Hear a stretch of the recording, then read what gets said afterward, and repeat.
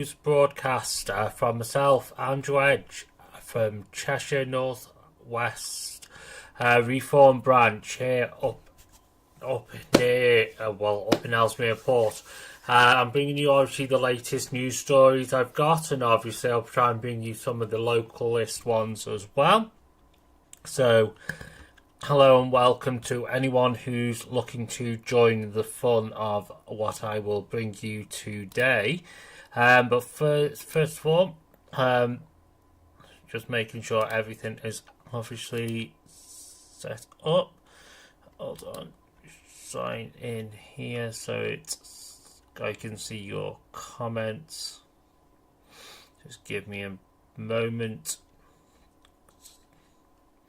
That one.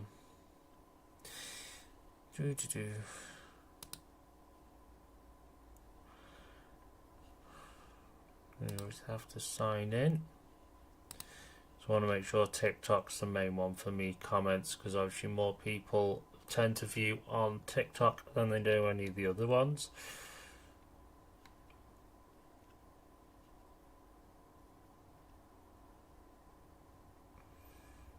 There we go.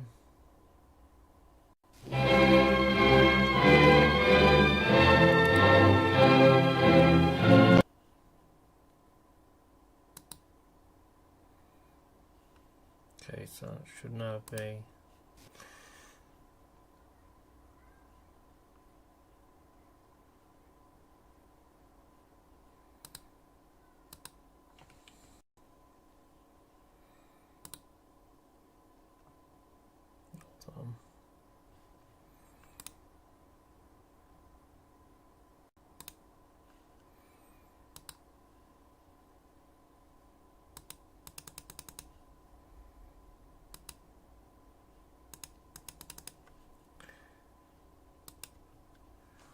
hold on, just go do this. Just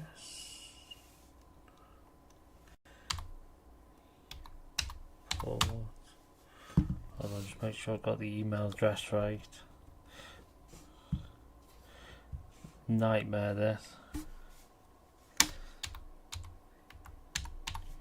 For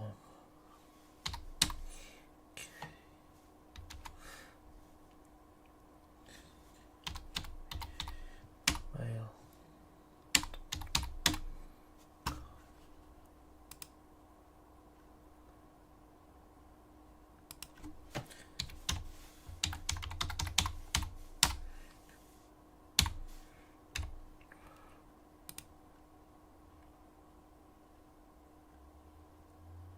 Come on.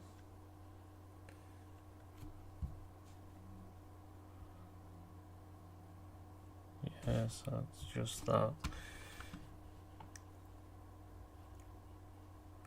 Allow. Come on. Sorry about this, everyone.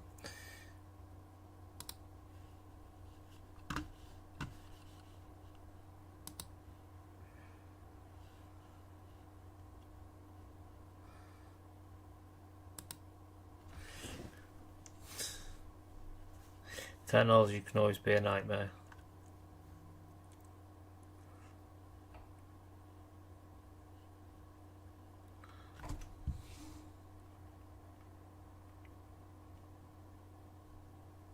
Everybody knows his bright red van. They walked them there. They escorted people who are not from Epping, who come. There you go. Come on, allow. Oh, we'll just have to continue on, and hopefully this will continue. If we go through the news, and it'll update itself as we're going along, and then I'll be able to view your comments as we're going. But I can view, as you can see, Mard has joined. Hiya. So we've got one viewing, but let's continue on with the news, and we'll go from there. As you can see, obviously, a reform government. The first story I'm starting, obviously, with, as you can see, is from Nigel Farage. What he posted, I know it's 2 days ago. That's where we're starting from. Actually, Farage posted, if a reform government was in power, we would ensure a prison is no longer treated like a charity case for the rest of the world, which again I 100% agree with, because obviously regarding what is the dinghy divers, because obviously we shouldn't be having them constantly coming in and then Yarnell basically as a taxi service constantly bringing them in. And then the next story we basically got is in 2023 the Tory government secretly granted asylum to 24,000 Afghans in the UK at a cost to the British taxpayer of up to £7 billion. Reform UK demands an independent judge-led inquiry into what happened and who knew and when. And obviously there's a petition which I can share into the comments for you as well, which is basically for a petition, because obviously this is wrong for why 24,000 of them, because there's no way 24,000 of them were involved in helping with our troops and stuff like that. So that number should be a lot smaller, yet maybe 100, 1,000 maximum. But 24,000, and there's no way they should be able to bring the whole family, because obviously when they say family, it's including every kid, grandma, grandpa, uncle, auntie. I'm sorry, it's a bit of a joke. You shouldn't be able to do that, because obviously why should you be able to bring everyone into the country? I disagree with all that, because obviously you don't need to bring everyone into the country, let's be honest. Let's continue on. Let's scroll up.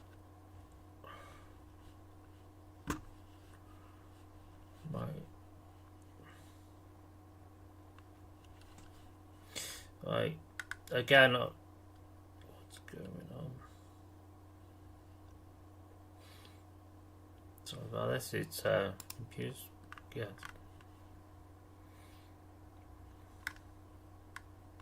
Normally, a computer runs a bit faster than this.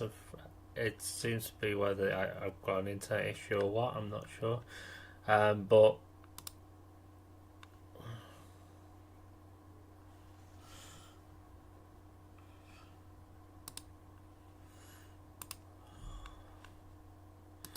off that. There we go. Let's go back onto it.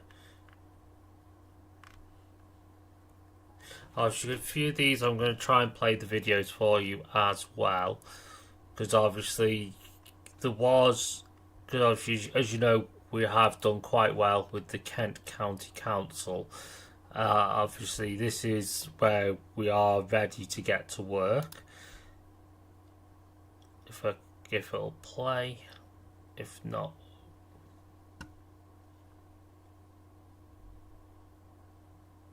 I might have to quit this live and come back to you shortly, because this seems to be playing up a bit.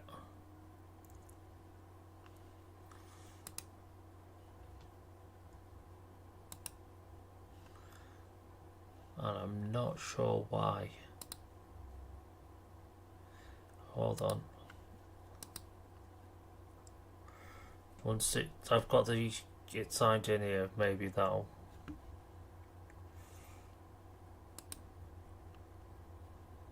speed things up.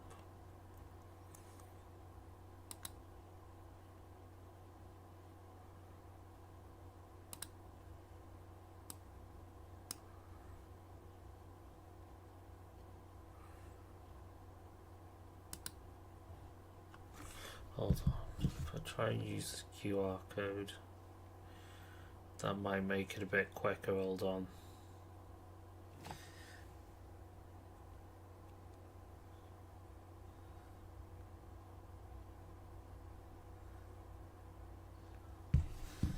Because I've used my mobile phone trying to speed it up that way. Right. So it's doing it in the background. There we go.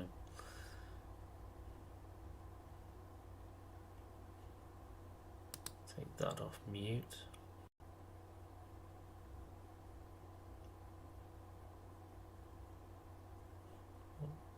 In the speech on Thursday, we're only about 60 days. Well, I've met with the councillors as a group. I've sat round the table with the committee.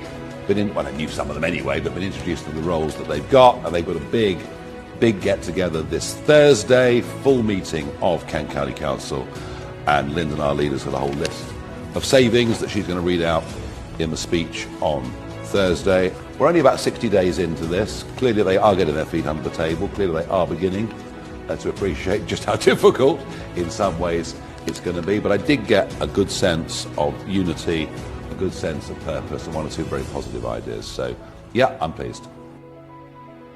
So there you go.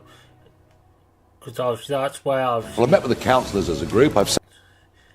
we've basically had obviously a big pile of a lot of the information come out from Doge, and obviously we've had the most success from Doge, obviously, and obviously that's why we are pushing this into action, and it shows when they've been spending stupidly the previous lot of Labour, where they've been spending on taking immigrants out to all the different places like to bowling, cinema, or whatnot, which is ridiculous. And considering they were bankrupt anyway, it shouldn't be happening.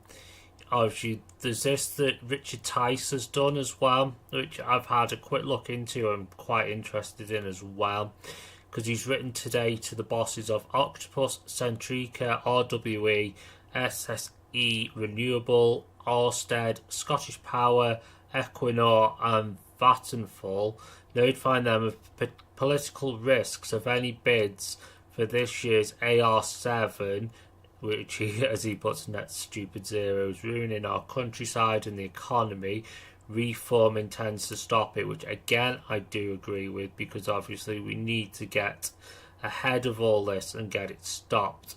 So basically, in his letter, whether any of you have seen this, he's put, Dear Greg, notice regarding contracts for defence allocation round 7 AR7 political, financial and regulatory risk. In your capacity as the chief executive of Octopus Energy, I am writing to put you and your investors on formal notice. The renewable agenda no longer enjoys cross-party support. So basically there's a lot of people within the different parties within the House.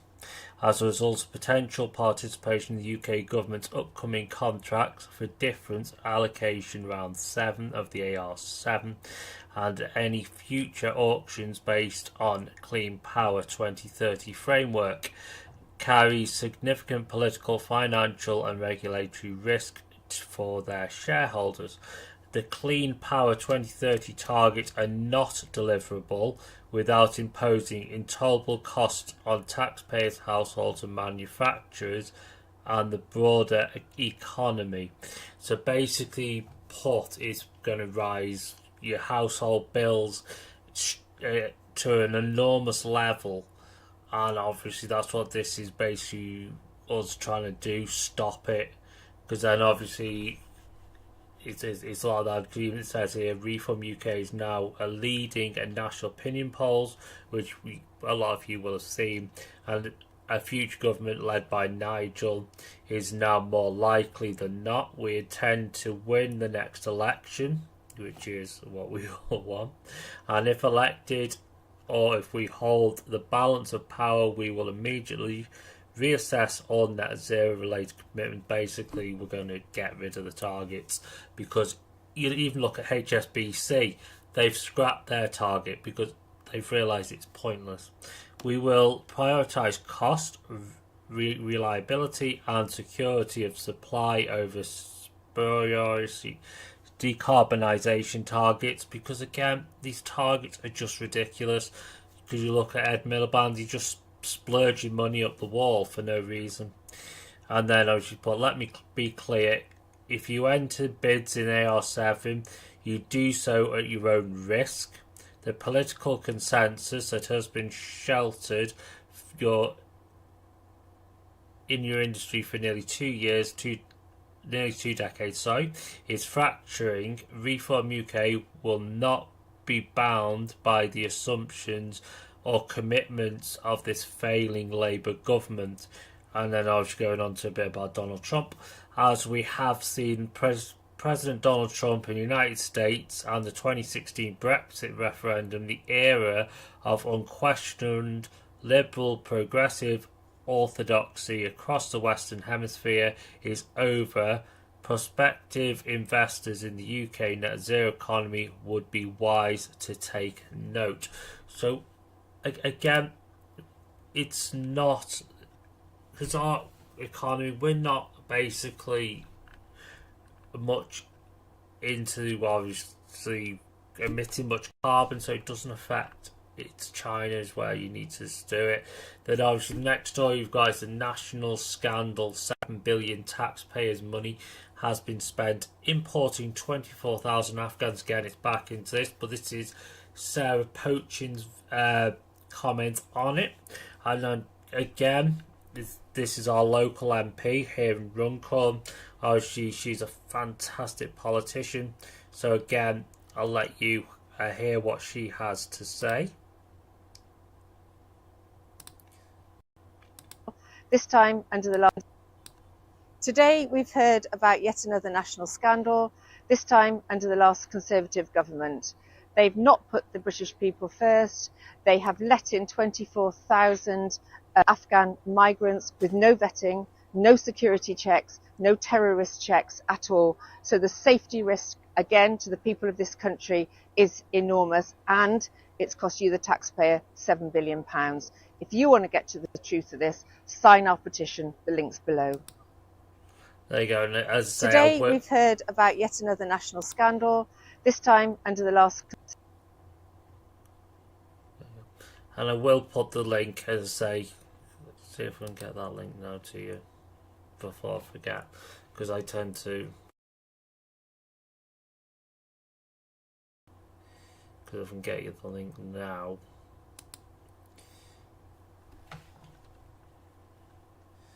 Or at least put it on one of my streams.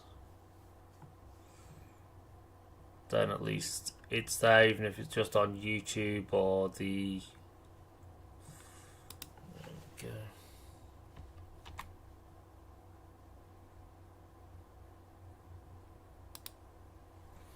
Come on. Oh, it's not playing ball, is it? Hold on. I've got another. I can put it on here. It's alright.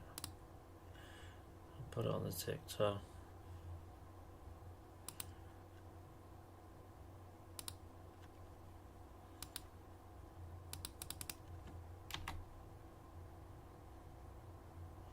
Come on.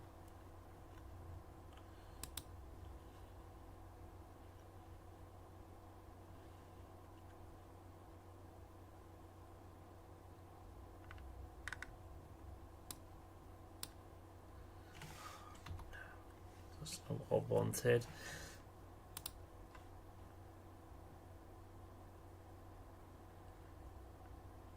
Hold on. Where's that?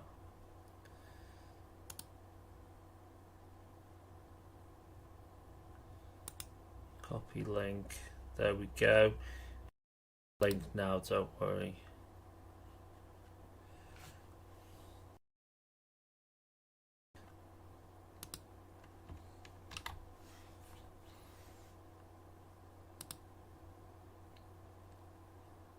There you go. The link's on there now.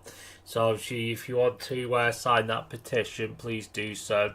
Because obviously it's worth doing, because I'll make sure I sign it after this live stream, because obviously we need to get to the bottom of that.